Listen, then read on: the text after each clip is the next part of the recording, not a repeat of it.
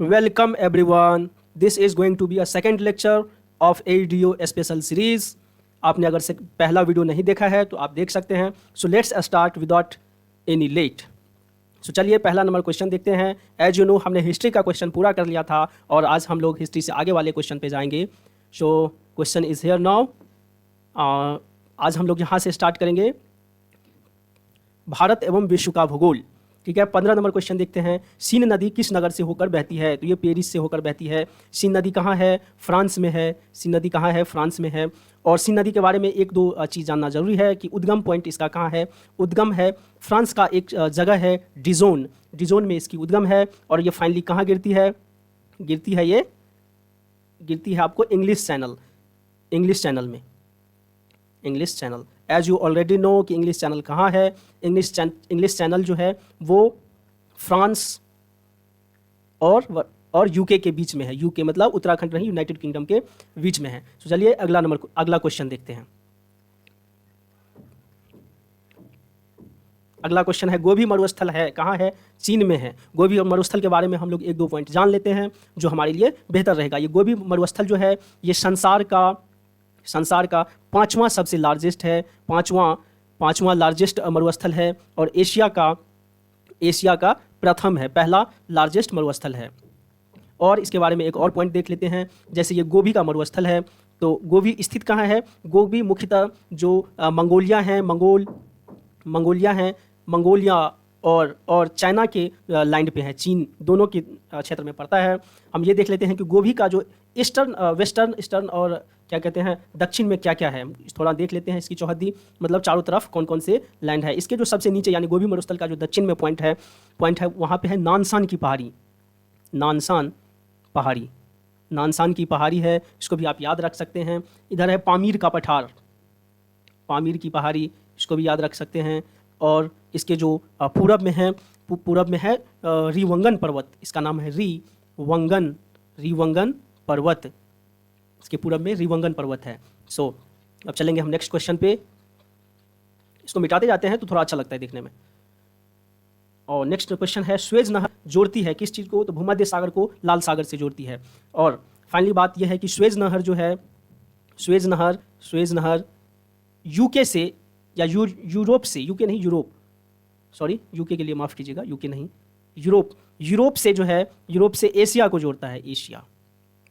Asia को जोड़ता है. इसके बारे में और हम एक दो चीज़ जानने की चेष्टा करते हैं कि ये सबसे पहली बार इसको 1869 ईस्वी में इसको खोला गया था, ओपन किया गया था. ठीक है. और 1956 में, आई थिंक 1956 में जो है मिस्र इसका राष्ट्रीयकरण किया गया. पहले आपको पता है कि स्वेज नहर पहले बंद था, इसको बाद में खोला जाता है. इससे एशिया और यूरोप की जो है दूरी कम हो गई. अब हम देख लेते हैं कि ये कहाँ है, स्वेज नहर कहाँ है. जैसे ये स्वेज नहर है, मान लीजिए स्वेज नहर है, तो इसके ऊपर वाले पार्ट में यहाँ पे है भूमध्य सागर एंड नीचे में कौन सा है? लाल सागर. ये सब थोड़ा बहुत आप याद रख सकते हैं. चलिए आगे नंबर क्वेश्चन देखेंगे. अगला नंबर क्वेश्चन है कि निम्नलिखित भारतीय राज्य में लौह अयस्क उपलब्ध नहीं है. पूछ रहा है नहीं है. कहाँ उपलब्ध है ये नहीं देखना है. नहीं है तो पंजाब में कोई भी लौह अयस्क नहीं पाया जाता है. अब हमारे यहाँ दो तरह के लौह अयस्क ज़्यादा हैं. एक है हेमेटाइट और दूसरा है मैग्नेटाइट. जिसमें सबसे ये जो हेमेटाइट है वो इंडिया के ईस्टर्न पार्ट में पाया जाता है, यानी कि पूर्वी क्षेत्र में पाया जाता है. ईस्टर्न में, जिसमें जैसे जो स्टेट है उसका मैं स्टेट का नाम आपको बता देता हूँ कि स्टेट है असम, जहाँ पे ये पाए जाते हैं. बिहार में पाए जाते हैं. और आपका झारखंड में पाए जाते हैं. झारखंड, उसके बाद हो गया यूपी में भी थोड़ा थोड़ा है. हाँ, उड़ीसा में बहुत ज़्यादा है. उड़ीसा में ये हो गया ईस्टर्न पार्ट में. और जो मैग्नेटाइट है, मैग्नेटाइट जो है वो आपके भारत की जो है इंडिया के साउथ में पाया जाता है. साउथ में ज़्यादातर पाया जाता है. साउथ पार्ट में कौन कौन से स्टेट हैं? तो है एक है आंध्र प्रदेश, उसके बाद गोवा, उसके बाद कर्नाटका, उसके बाद तमिलनाडु. ये सारे स्टेट हैं जहाँ पे मैग्नेटाइट ज़्यादातर पाए जाते हैं. और हेमेटाइट कहाँ पाया जाता है वो मैंने लिख दिया है. अगर ये सेशन आपको पसंद आता है तो आप कमेंट कर दीजिए, लाइक कर दीजिए और सब्सक्राइब कर लीजिए। अगर आपका कोई फ्रेंड इसको देखना चाहता है, एईडीओ के में एग्जाम में से इंटरेस्टेड है, तो वो इसको देख सकते हैं। समुद्र तल पर पृथ्वी के केंद्र के सबसे निकट स्थान कौन है? समुद्र तल पर पृथ्वी के केंद्र के सबसे निकट स्थान उत्तरी ध्रुव होता है। ठीक है, हमारे यहाँ कोई इन्फॉर्मेशन नहीं है इससे ज़्यादा रिलेटेड। और बड़ी लाइन, यानी कि बड़ी लाइन की दो पट्टियों के बीच की दूरी कितनी होती है? तो 5.5 फीट होती है, 5.5 फीट होती है। चलिए 21 नंबर क्वेश्चन देखते हैं कि लक्षद्वीप टापू अवस्थित है कहाँ? दक्षिण पश्चिम भारत में। एकदम सही है पहला नंबर क्वेश्चन। क्यों? क्योंकि ये लीजिए मेरा हुआ इंडिया का वेस्टर्न पार्ट ये हो गया, साउथ ये हो गया, ईस्ट ये हो गया और नॉर्थ ये ऊपर हो गया। तो जो ये लक्षद्वीप हैं लगभग यहाँ हैं, तो कौन से पार्ट में हुआ? ये वेस्ट में और साउथ में हुआ, यानी कि साउथ पश्चिम भारत में। एकदम सही है। और लक्षद्वीप के बारे में हम 3, 4, 10 पॉइंट देखते हैं जो आपके लिए बेनिफिशियल रहेगा। ये पॉइंट मैं आपके लिए लिख के लाता हूँ ताकि आपका रिवीजन हो और आपके साथ साथ मेरा भी रिवीजन हो जाए।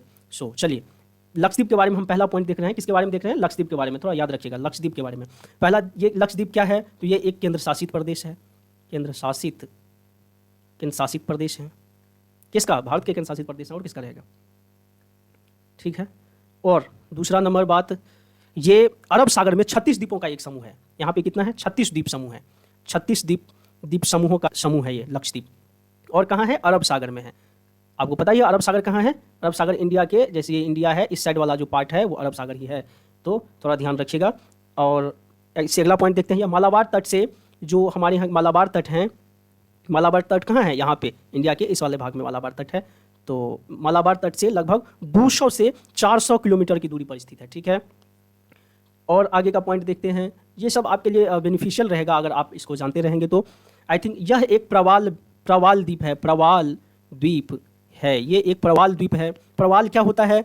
एक साधारण सी भाषा में जो सीप होता है, जो समुद्र में पाया जाता है, सीप जैसे, ऐसे मान लीजिए सीप है, तो एक सीप क्या करता है, जब इसका अंत का टाइम आता है तो सीप कहीं पे जाके बैठ जाता है और वो मर के इसका जो खोखला होता है सीप का वो यहीं पे रह जाता है। फिर इसके ऊपर में एक सीप, फिर इसके ऊपर में एक सीप, ऐसे करके सीप, फिर ऐसे सीप, ऐसे करके जो है ये एक टाइम वक्त आते आते ये एक द्वीप का पार्ट बन जाता है। तो यही हो जाता है प्रवाल द्वीप। आई थिंक कि मैंने आपको थोड़ा सा बताने का प्रयास किया है। और इनके बारे में एक और पॉइंट है कि इनकी जो सबसे बड़ी द्वीप है उसका नाम है आंड्रेट द्वीप समूह। आंड्रेट द्वीप लक्षद्वीप की सबसे बड़ी द्वीप है। और सेकेंड लार्जेस्ट है मिनिक्वाई द्वीप। आप चाहें तो इसको याद कर सकते हैं या उतार सकते हैं, क्योंकि ये बहुत मेहनत से आता है। और दूसरी बात है कि पिहली द्वीप यहाँ पे है, जहाँ पे कोई इंसान नहीं है या कोई भी नहीं है। पिहली द्वीप में पक्षी अभ्यारण्य है। यहाँ के जो पिहली द्वीप है वहाँ पे पक्षी अभ्यारण्य है। यही सब क्वेश्चन आता है और हम लोग कंफ्यूज कर जाते हैं। सो पिहली द्वीप यहाँ के पक्षी अभ्यारण्य हैं। और 36 द्वीपों में से मात्र 11 ऐसे द्वीप हैं जिस पे लोग निवास करते हैं, सिर्फ 11। चलिए आई थिंक मैंने आपको कुछ जो नॉलेज था उस देने का प्रयास किया है। अब ज्योग्राफी का क्वेश्चन हो गया खत्म। एज यू नो कि ये 38वीं बीपीएससी का क्वेश्चन हम लोग देख रहे हैं। कौन सा? 38वीं बीपीएससी में जो पूछा गया क्वेश्चन था उसका हम लोग देख रहे हैं। ये 1996 में जो है पूछा गया है। ठीक है। चलिए अब हम इसका देख लेते हैं, क्या कहते हैं, पॉलिटी का क्वेश्चन देख लेते हैं। जितना हो पाएगा हम करेंगे। आई थिंक आप लोग इसको ठीक से देख रहे हैं। निम्नलिखित में से कौन सा कथन सत्य पूछ रहा है? संयुक्त राज्य अमेरिका में सरकार की संघीय प्रणाली है। अब है कि नहीं है ये हम बाद में देखेंगे।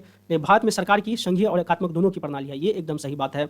इसको आप स्ट्रिक्ट से भी बना सकते हैं, क्योंकि क्वेश्चन बीपीएससी का है और भारत का है, तो हमको फ्रांस से या पाकिस्तान से थोड़ा कम मतलब होना चाहिए। ऐसे भी आप इसको देख सकते हैं। और हमारा जो आंसर है भारत में सरकार की संघीय और एकात्मक दोनों की प्रणाली है।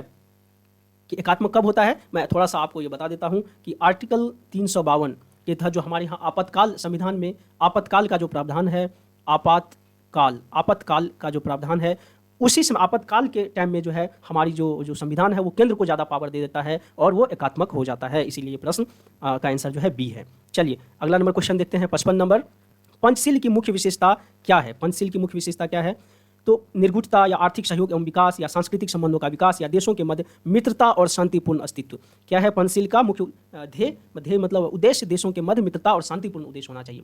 आइए पंचशील के बारे में 1-2 पॉइंट हम लोग जान लेते हैं जो हमारे एग्जाम से रिलेटेड है। पंचशील का मतलब क्या होता है? 5 तो इसमें क्या किया गया था? 5 ऐसे थ्योरी लाया गया था, ऐसे थ्योरी, वैसे 5 सिद्धांत जिसके आधार पर एक देश दूसरे देश से क्या करता है? मित्रता करता है। वो 5 सिद्धांत जो है इसमें लाया गया था। ये लाया है क्यों किया? क्योंकि ये जो है 1956 ईस्वी में हमारे जो फर्स्ट पीएम थे जवाहरलाल नेहरू जी, और चाइना के जो वो थे पीएम थे, उसका नाम है चाओ एन लाई, चाओ एन लाई, इन दोनों के सहयोग से ये पंथी लाया गया था। हालांकि ये उतना सक्सेसफुल नहीं हो पाता है, और एज यू नो कि हमारे यहाँ युद्ध भी हो जाता है चाइना और भारत से।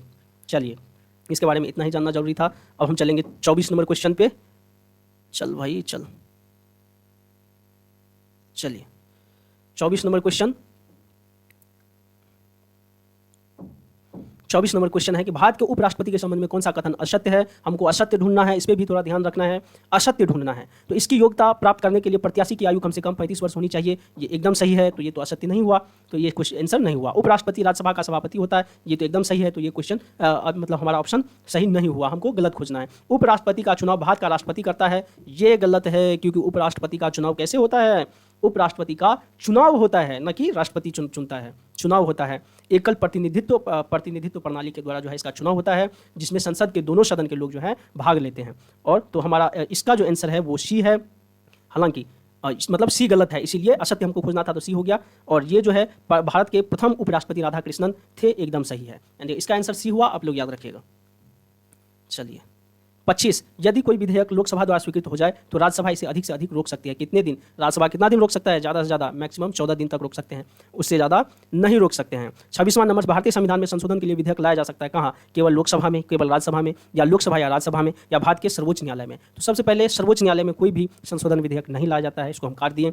बच्चा केवल लोकसभा या केवल राज्यसभा में नहीं, दोनों में लाया जा सकता है, तो दोनों में लाया जा सकता है, इसीलिए ये आंसर नहीं हुआ। आंसर क्या होगा? या तो लोकसभा में या राज्यसभा में। और इसमें जानने वाली बात ये कि जो लोकसभा के कोई भी मंत्री या मंत्री परिषद के सदस्य भी वो मतलब संशोधन विधेयक ला सकता है, तो इसको भी याद रखना है। चलिए 27 नंबर क्वेश्चन पे पहुंचे हैं हम। निम्नलिखित उच्च न्यायालयों में कौन एक से अधिक राज्य या केंद्र शासित प्रदेश के लिए है? मतलब एक से अधिक केंद्र या केंद्र शासित या राज्य के लिए कौन सा उच्च न्यायालय है? तो ये है गुवाहाटी उच्च न्यायालय। गुवाहाटी उच्च न्यायालय के अंदर जो है 3-4 स्टेट हैं, जैसे असम हो गया, आपका अरुणाचल प्रदेश हो गया, अरुणाचल प्रदेश हो गया, उसके बाद आपका नागालैंड हो गया, नागालैंड, उसके बाद मिजोरम हो गया, मिजोरम हो गया। ये सब वो स्टेट हैं जो जहाँ का जो जुडिशियल जो है मतलब गुवाहाटी उच्च न्यायालय जो है इसका क्या करता है, मतलब गुवाहाटी उच्च न्यायालय में ही इसका लेखा जोखा जो भी होता है, केस फौजदारी जो भी वो होता है वहीं से। चलिए 8 नंबर क्वेश्चन देखेंगे कि यदि भारत के राष्ट्रपति के चुनाव में कोई विवाद है तो उस विवाद को सौंपा सकता है किसको? तो भारत के महाधिवक्ता को नहीं। राष्ट्रपति के बारे में विवाद है, उसको महाधिवक्ता को कैसे सौंपा जा सकता है? संसद को नहीं। भारत के सर्वोच्च न्यायालय को yes. Supreme court is the supreme. Supreme court is the supreme. क्या है इन इंडिया में सुप्रीम कोर्ट सुप्रीम है, तो ऑफकोर्स इनको मिलेगा। तो चलिए इनके बारे में एक और थोड़ा सा पॉइंट हम लोग जान लेते हैं जो हमारे एग्जाम के लिए वैल्यूबल हो सकता है। पॉइंट ये है कि संविधान में इसका प्रावधान कहाँ किया गया है? तो संविधान के हम लोग इस क्वेश्चन को देख रहे हैं। संविधान का आर्टिकल कितना है? 71 में इस बात का प्रावधान है कि अगर उपराष्ट्रपति या राष्ट्रपति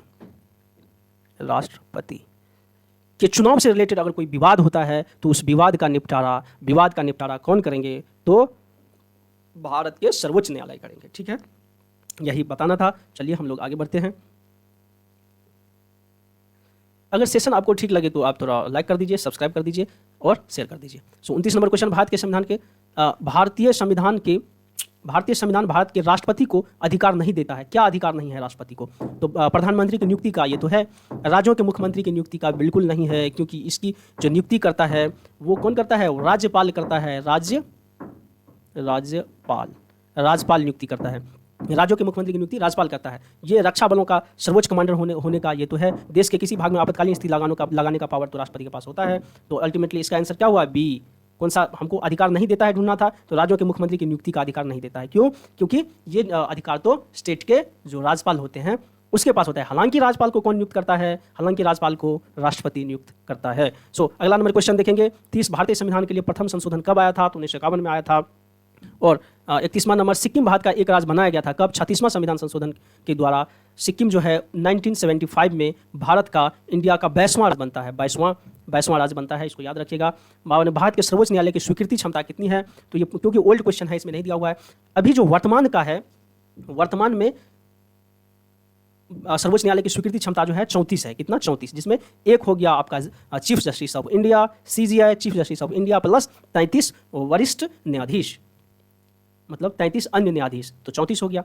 और इसमें एक पॉइंट और जान लेते हैं कि भारत में सर्वोच्च न्यायालय का प्रावधान कहाँ है भारतीय संविधान में? तो संविधान की आर्टिकल 134 नहीं, आई एम सो सॉरी, संविधान के आर्टिकल 124 में इस चीज़ का प्रावधान है। सो आप लोग याद रखिएगा। आज का लास्ट क्वेश्चन हम देखते हैं। आई होप कि ये वीडियो आपको पसंद आया। देखते हैं लास्ट क्वेश्चन 33 नंबर, भारत में पंचायती राज की अनुशंसा के लिए बनी समिति के, तो बलवंत राय मेहता समिति थे। बलवंत राय मेहता समिति 1957 में आ जाती है। पंचायती राज से संबंधित 3 और समितियां हैं जिसको हम लोग देख लेंगे। एक है अशोक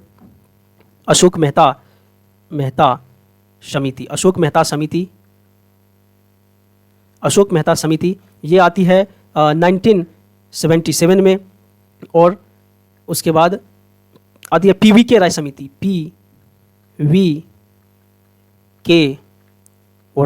PVK राय समिति, ये आती है 1985 में। और लास्ट में आता है M सिंघवी समिति, ये आपको आती है 1986 में। सो थैंक्स अ लॉट इस वीडियो को देखने के लिए। आपका बहुत बहुत आभार व्यक्त करता हूं। अगर ये वीडियो से अच्छा लगता है सेशन, तो लाइक कर दीजिए, सब्सक्राइब कर दीजिए और अपने दोस्तों में भेज दीजिए। अगर आप मेरा ज्ञान बढ़ाना चाहते हैं तो कमेंट बॉक्स में क्या कर दीजिए? कमेंट कर दीजिए।